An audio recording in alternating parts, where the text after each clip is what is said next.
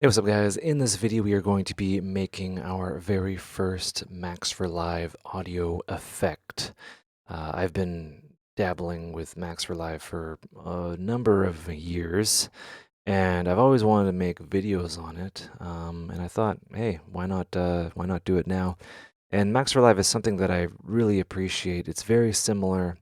Well, it's a visual programming language where you actually have things and you connect them and you can actually see the signal flow.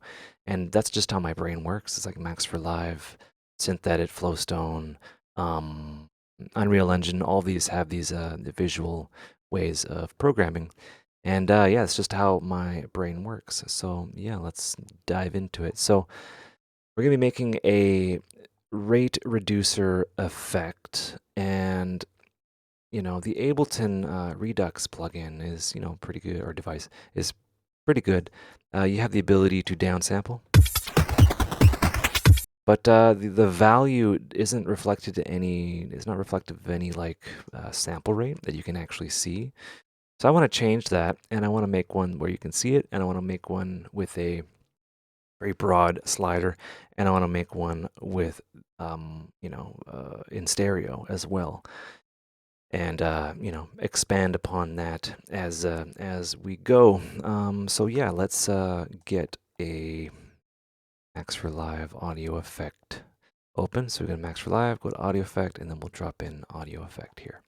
And this is the Max for Live audio effect window. We'll just open this to edit it, and look at that, it opens up.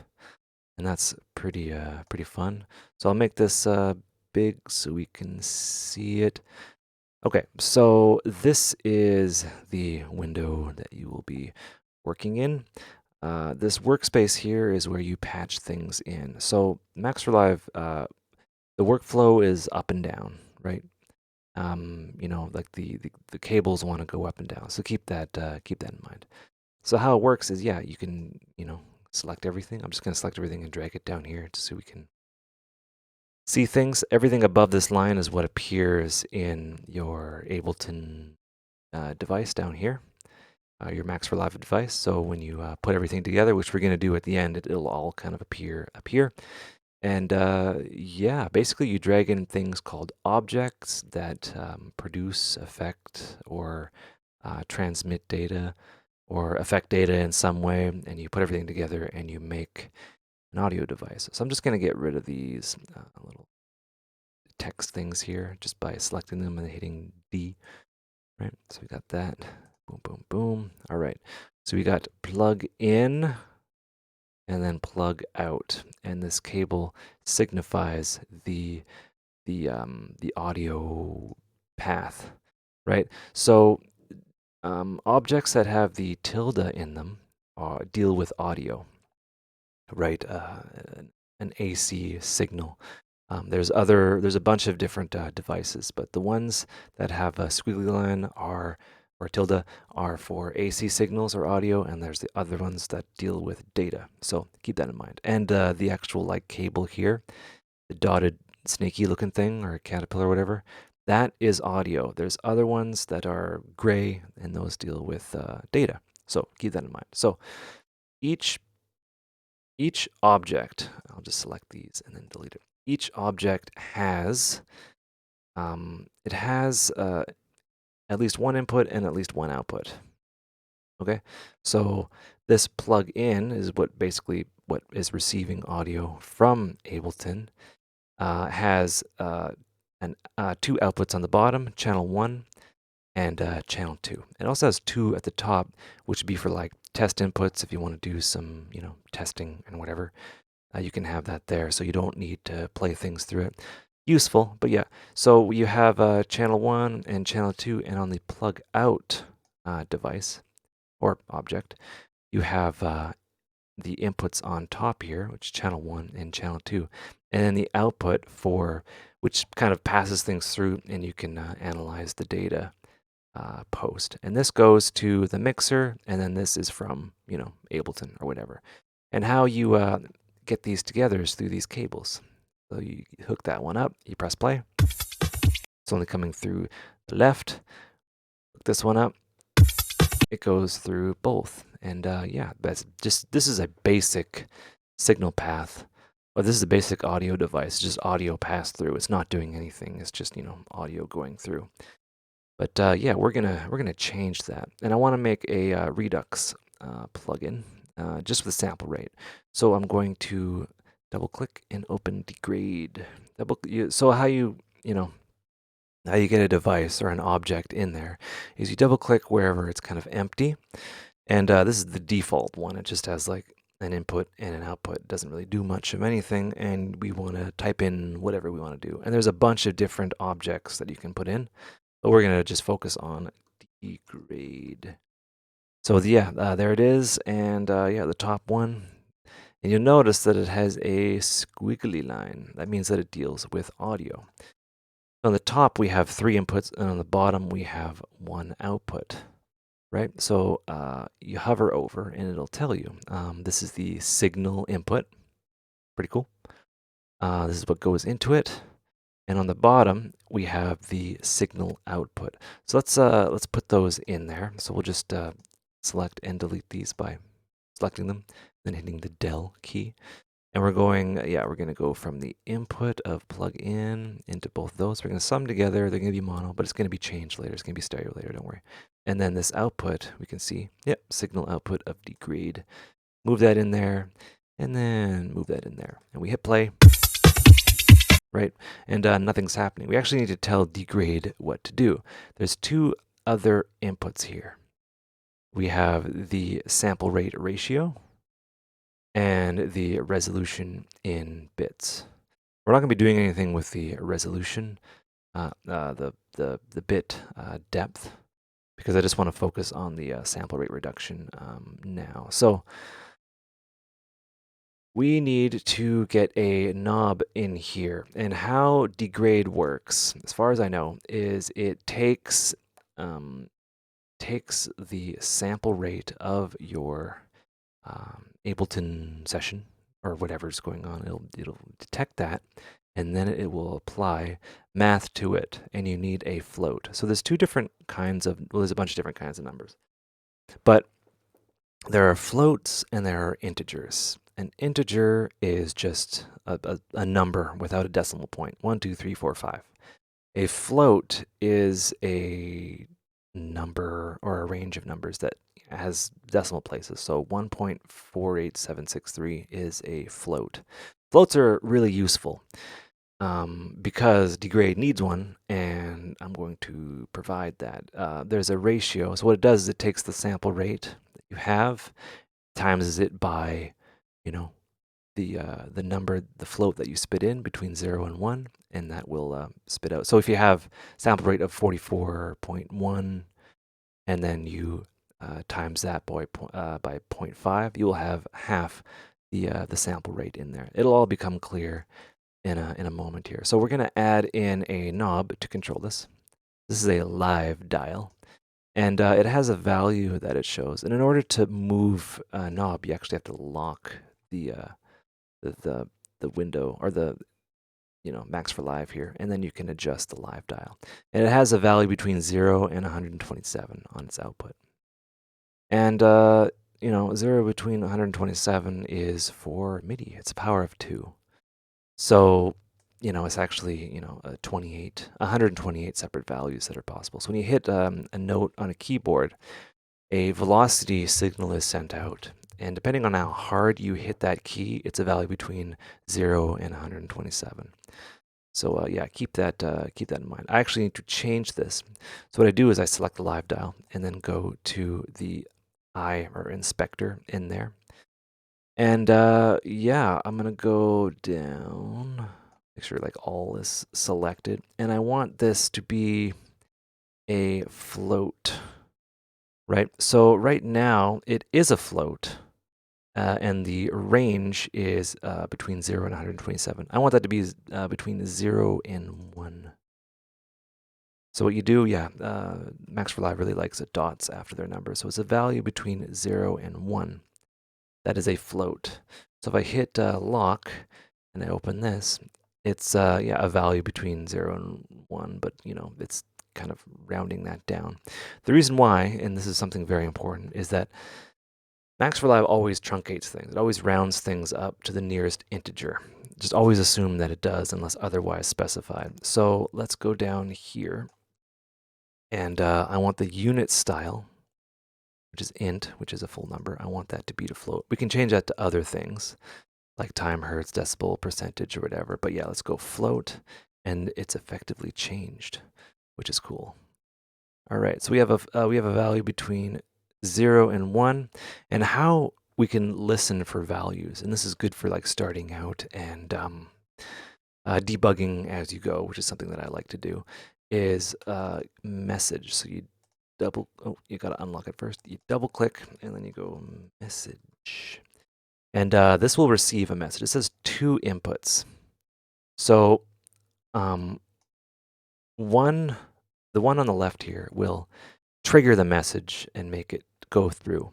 This one on the right will just send the message, right? This will just set the message and then hold it in its memory in this little object here. This will actually push it through. So messages are, think of it as like short-term memory. So let's hit it through the parameter value, the output of the knob here into the input. Let's lock this, and look what we have here. We have the float value, and it's the I guess it's like the true float value, and you can see, yeah, it's like between 0 and 1. So let's get that into the degrade so we can see what's going on here. I'm going to plop that into here. So now the degrade can be affected by this dial here. We can see the number that we're spitting out.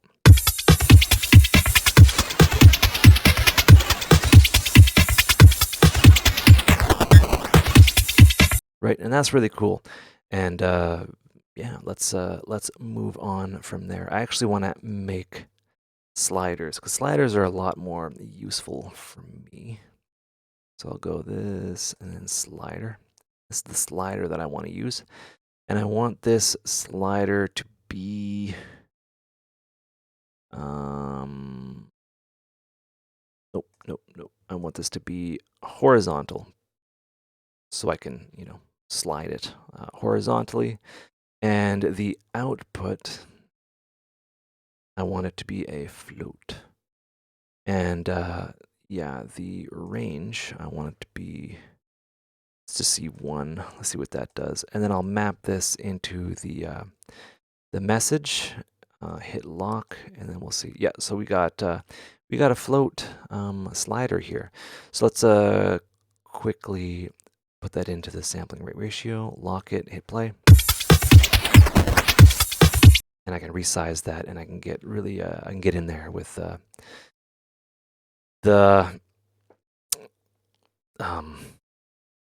I can get in there with the resolution and really kind of dig in and dial in the sample rate reduction, and that's why I wanted to do that. Okay, so let's get rid of that message. I need to find out the sample rate that Live is currently using. And how you do that is you get a DSP state. So you double click, then you hit in DSP, and DSP state is that it will report current DSP settings. And it has 4 outputs. This first output is the current sampling rate. That is very important. So let's double click and let's get a message in there. All right, so there's that, and then we will set that message. And look, it automatically does that. 44.1, I can confirm. Super fun. All right, so from here, what I'm trying to do and what I want to do is I want to display the sample rate reduction that I am applying when I'm moving this slider. So how would I do that? Well, I am going to basically take this number and then times it, multiply it by this float ratio, and then that will give me my the value that I have. So how you do that? Well, you double click, and you go to multiply. right? So we want to, there's two things here. There's a squiggly line, which is a signal. We're not multiplying signal, we're multiplying two numbers, not signals. We do that and we hit enter, and then we patch this in, right? And I actually want to, every time I move this, every time this value is changed, I want it to be sent to the degrade, but I also want it to be sent to this, and I want this number to be sent to the multiplier. So I have to send this to the message so it will trigger that message, right? Because just with this, it'll just, it'll just print this message and it'll just stay there forever. In order to send it somewhere, to send it through here, it actually has to be triggered through this. So keep that in mind.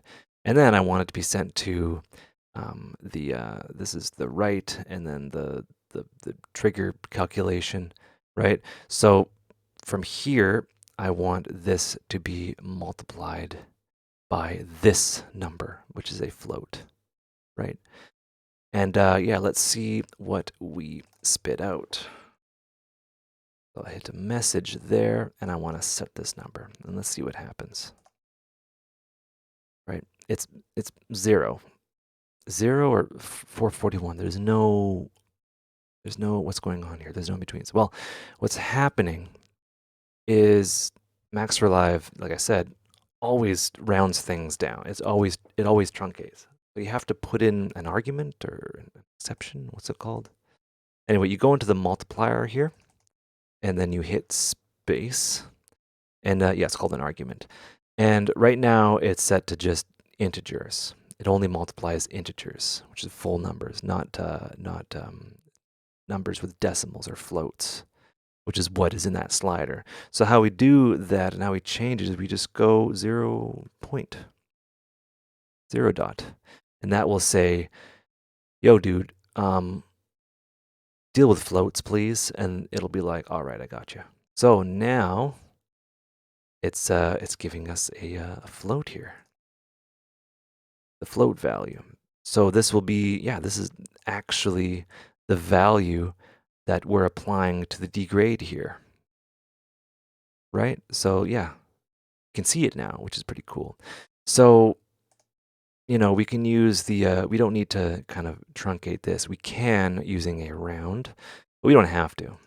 So let's get this number just off to the side here. And I want a text box, what's it called? A number box, no, wait, what is it? What I use? Yeah, this one. So this is a box with a number. This can input a number, it can display a number, and all that sort of thing. So by itself, if we lock, we can move this up and down. And you can change the number here. We don't want that. I don't want that to be changed. So I'll get rid of the triangle first, and then I'll go down to ignore click. So it'll ignore all clicks to it. So now we can't change it, right? So now I want this number from this math that we did to be fed into this. So now if we hit the lock button, we get the value, and it's already truncated automatically, so I can get rid of this message. And this is basically it. It looks rather clean and fun here. And now I want to make it stereo, right? So I'm going to make this a little bit bigger. It's over, and I want this slider to be big, like so. All right. So we've confirmed that all works, and I'm going to copy this and then paste that, and then this one's my right. Actually, yeah, you know what? I'm going to make this a little bit more organized. So I'll have the left on the bottom and then the right on top. All right, so we got that, and then we're going to have the degrade there and then there. So 2 entirely separate chains, and now we have stereo rate reduction.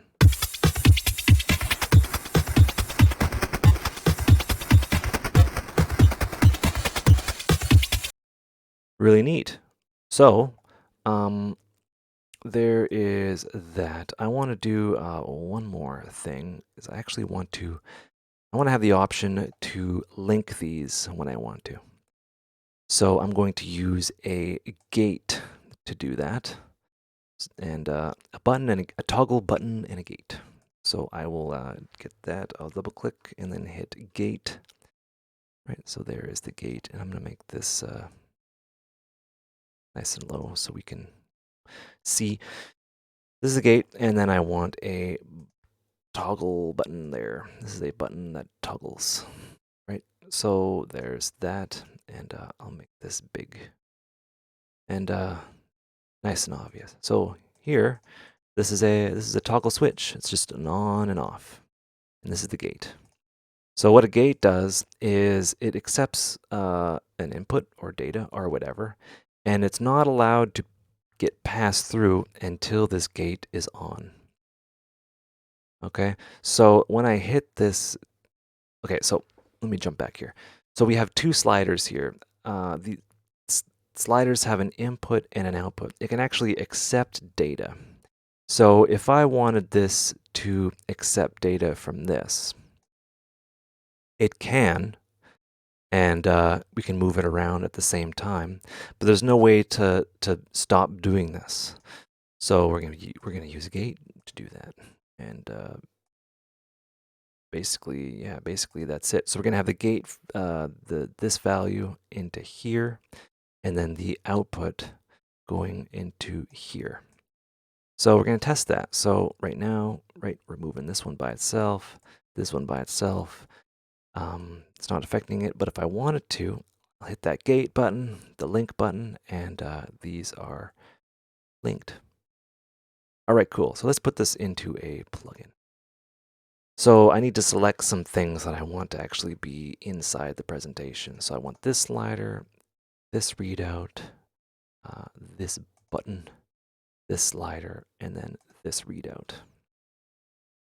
And I'm going to right click and I'm going to add to presentation. Okay, so presentation is basically, what you're going to look at. So let's do that. I'm going to go to presentation mode and drag this over to there, drag that to there, get that over there, and get this right here. And then this is our link button, I suppose. I'm actually going to make these a little bit shorter just because overkill. Yeah. Anything worth doing is worth overdoing. And I like the way that it resizes and things like that. Okay, so from here, we have to right click and then go to the inspector window. This is the inspector window for the whole thing. And I want to, this is really important. Oh,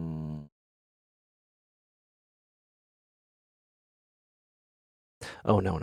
I don't want that. I want the inspector for the whole thing. I had the switch enabled. So I'm going to select this and then, go to parameter. No, not parameters. What am I doing? Inspector window.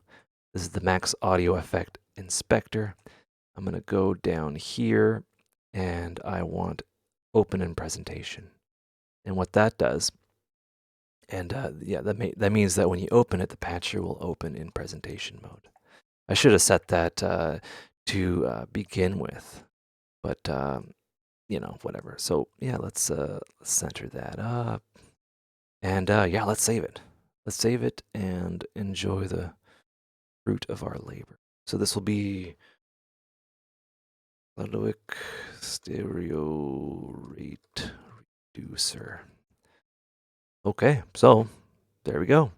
And we'll just hit X, and then there we go. This is our plugin that we made.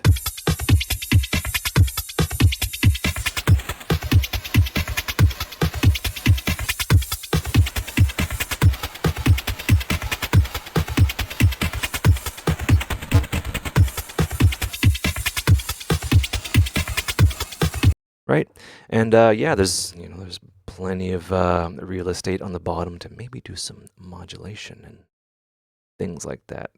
Who knows? Anyway, I hope you guys enjoyed that video. I hope you learned stuff. Take care and have a good one.